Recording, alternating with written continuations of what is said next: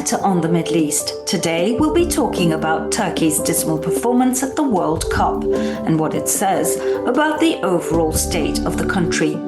Turkey's star-studded squad had set off for America with high hopes after a 24-year-long absence from the Cup.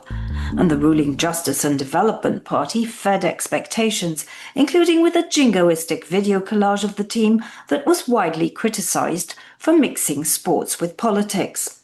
Cameo appearances by the country's President Recep Tayyip Erdogan, blended with images of Turkish drones and other military hardware, heralded certain glory on the pitch. The Turkish team was knocked out of the tournament after losing twice in succession to weaker teams. Turks are sad and furious.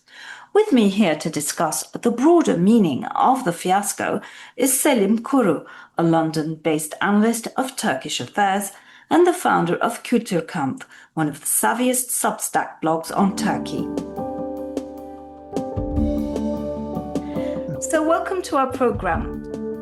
Oh, thanks for having me on, Betty.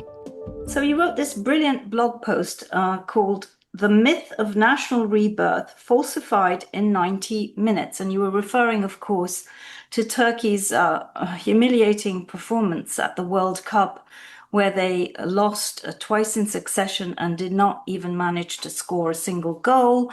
And yet this participation of theirs after how many years? More than 2 decades, right?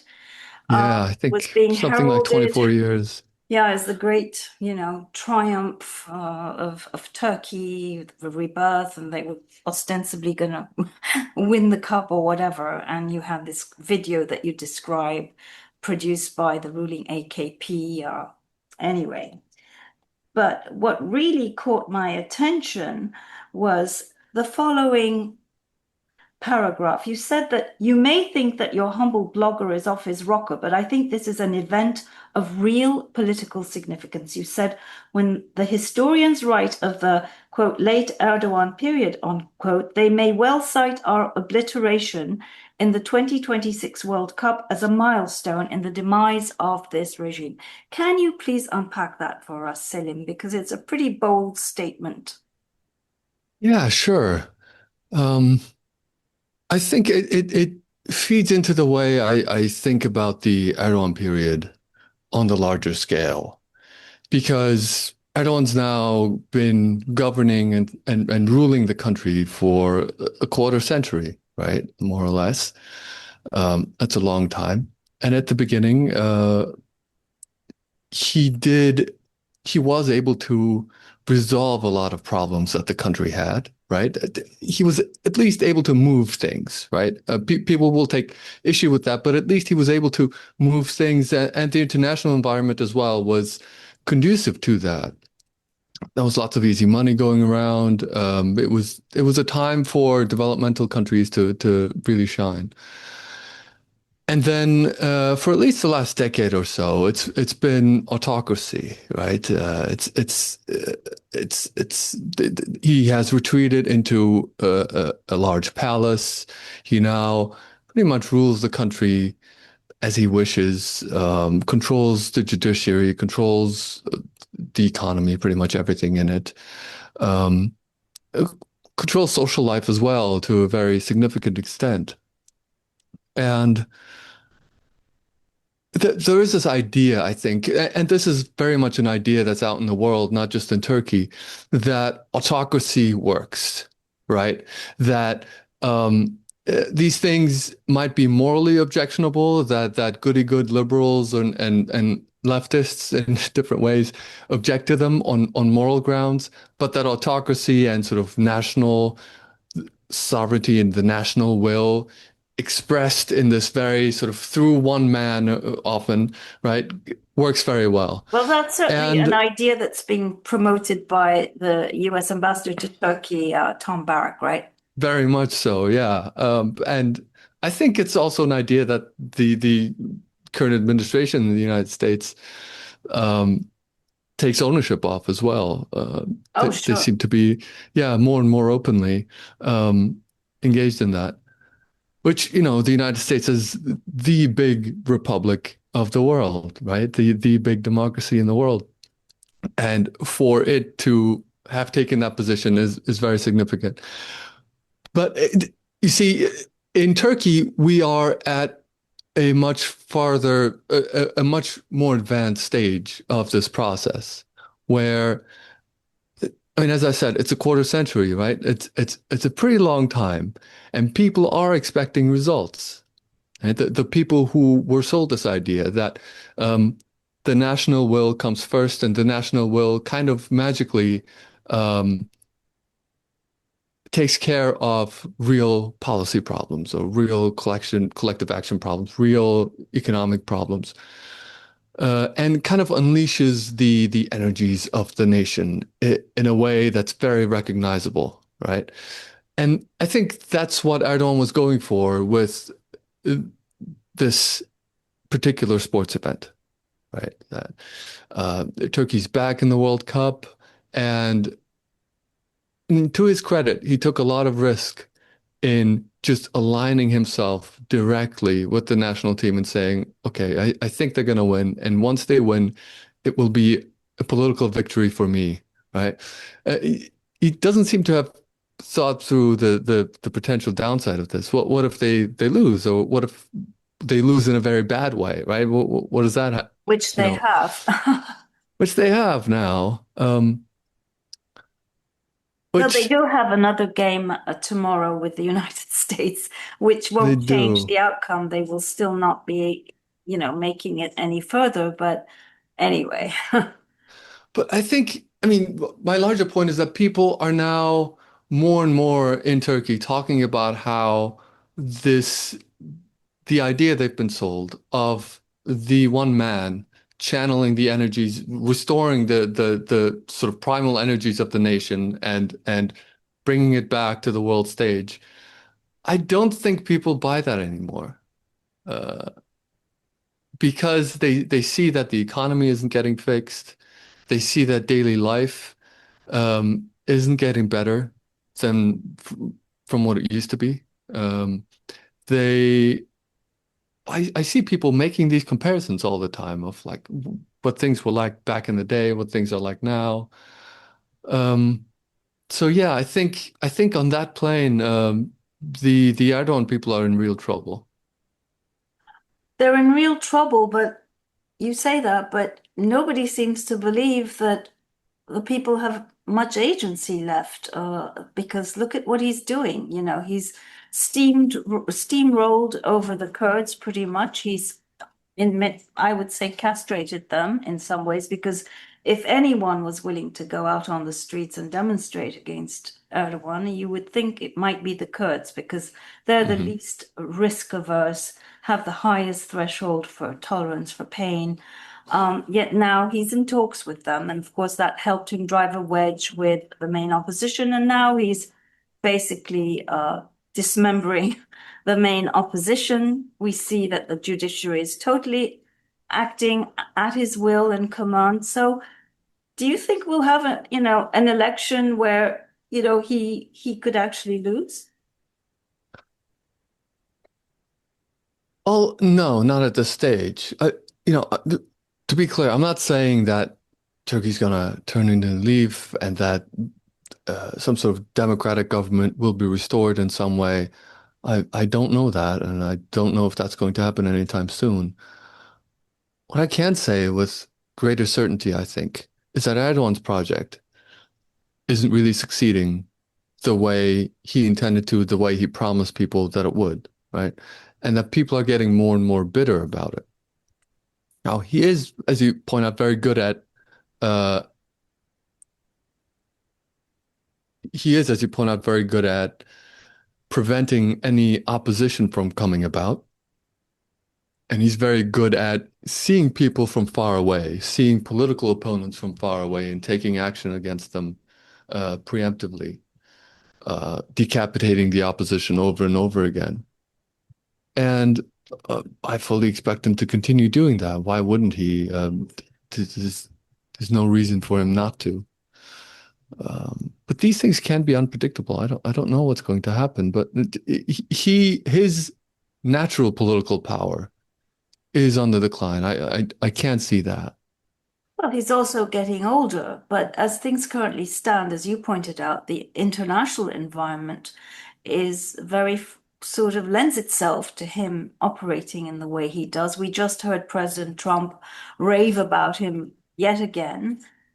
He's getting the engines for his his Turkey's Khan fighter jets, which was kind of a big deal, right?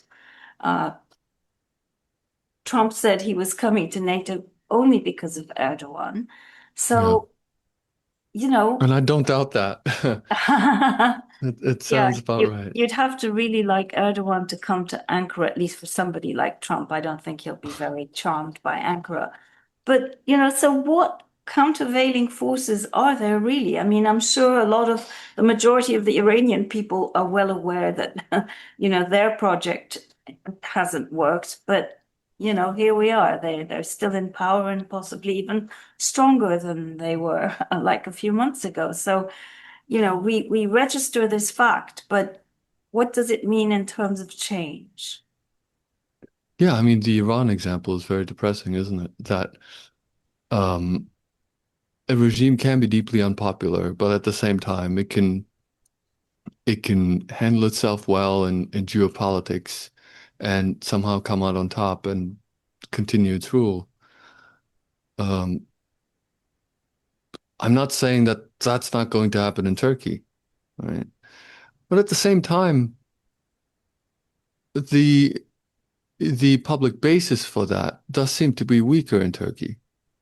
True. And you don't have a system, that deeply entrenched system that doesn't, even though they have the supreme leader, when he was taken out, that regime survived. Whereas in Hmm. Turkey, and we really don't know how strong or not Mujtaba, his son, who was apparently badly wounded, is or not. In Turkey, we don't have that kind of complex layered system that it really is a one-man show in many ways, right? So when you pull that Yeah. brick out, what happens? I guess that's the real question, right, Selim? And so that's what I'd like to ask you about. I know we talked about succession before, but where do you think things stand on that count? Because that's clearly a key matter, right, in terms of predicting the future of this country. Yes. I mean, the Iran example is interesting because the decapitation actually allowed them to kind of restore the regime in a strong way, that it was able to revive itself and was able to perhaps even conduct the war better, according to some analysts, and negotiate on better terms. That there was a generation of leaders um, who were better able to lead the country and who were able to seize on that opportunity. I don't think that in Turkey there is a more capable leadership lurking under the woodworks and that they could come about. Um, that doesn't seem to be the case. In Turkey, again, you still need to win elections, and the elections have to mean something. We're really off the map in terms of that, because the elections have so far always meant something. Now, the Erdogan's new system is one in which the elections won't mean all that much, in which the outcome will be sort of heavily determined by the present elite, right? Uh, And in that kind of system, it might not have to be him. It could be somebody else. It could be his son. It could be another person, The foreign right? minister, everyone talks about a lot, Hakan Fidan. And in fact, people who've known this government, we'll call them that still, Hmm. for many, many years, who've dealt with them at the highest level, seem to believe that Hakan Fidan is a top contender, which I I find just quite don't see interesting. that. I just I'm don't talking see that about Middle happening. East types, by the way, not European. Yeah, maybe. Yeah. I mean, he is very charming to the outside world. Um, I don't think that's the way that the present elite is structured. I think Hakan Fidan is one of those people who do a job, right? But the real elite on the Erdogan level is like people who own chunks of the country, right? His family, of course, is the sort of royal family, and then So there the are some other son-in-law, the families. Bayraktars, for example. Yeah, yeah, and they're all like in the royal court. Um, and people like Fidan are more of the servant class rather than the Oh potential dear, I hope masters he and doesn't listen rulers. to this podcast. He won't like that. But I anyway, mean, that's my read. I don't know. it's a figure of speech anyway. Sure, yeah, We're not yeah. calling him a I mean, servant. um, it's not a bad thing to be by any means. He technically is a servant of the the state Republic and of the the Turkish people. nation, yes. Yeah, yeah. But you see what I mean. There are other people, and what what a potential like post-Erdogan ruler would have to do, it, they'd have to make deals with these big people within the state and within big capital. So they'd have to make deals with the Fidans and the Culens and the I don't know the Cengizes and the Koçers and what whoever, right? And really sort of bring together a coalition of elites in order to win, right? It wouldn't really have to be a coalition of specific voter groups anymore. They'd just be dealing with elites, right? And then they would owe those elites in a way that Erdogan never owed anybody. I mean, uh, the Turkish analyst Burak Bilgehan has said something of the sort, where you'd have to have bulldozers uh, to sort of win these elections, but then you'd have to owe something to the bulldozers, right? And that's essentially what would happen, I think, in a post-Erdogan election where the Erdogan system survives, but somebody Well, it there's would no go to the next IRGC in leader. Turkey, right? Yeah, no, I mean the one thing that Erdogan hasn't been able to do is actually formally end the Republican regime. He hasn't been able to say, okay, th this is now the next thing. This is uh Much as this he'd like to, obviously. yeah, yeah. I think anybody who's familiar with where he comes from politically, experientially, ideologically knows that he would like to end it, but it hasn't happened. But I mean, I was very seized by what you said about this being a milestone because there is a certain symmetry here, isn't there? Just months before the AKP won for the first time in 2002, November. And that was with only 35%. We say only because they went on to get above 50. Um, that was the year that Turkey actually made it to the World Cup for the first time and came That's out right. third, Yeah. right? Yeah. It was the same year, just months before, I think it was in May, that Turkey won the Eurovision for the first time. Um, Yeah. and True. then in 2004, we had the first NATO summit in Turkey. And I would say 2004, 5 were really the pinnacle of the Turkish Spring when Erdogan was implementing those reforms, those changes that you mentioned at the beginning of our podcast that shamed the European Union into opening full membership talks with Turkey. So, 24 years on, we're in a very different place, and Turkey has done miserably at the World Cup. And so perhaps it is the beginning of the unraveling in some ways. It will become one of those milestones because another one I remember for the military was the 1999 earthquake, the massive earthquake, um, which saw the military rushing to rescue its own before it even, began thinking of how to save the ordinary people. And that was considered a milestone in the unraveling of their omnipotence in Turkey. So it's a very interesting idea, I think.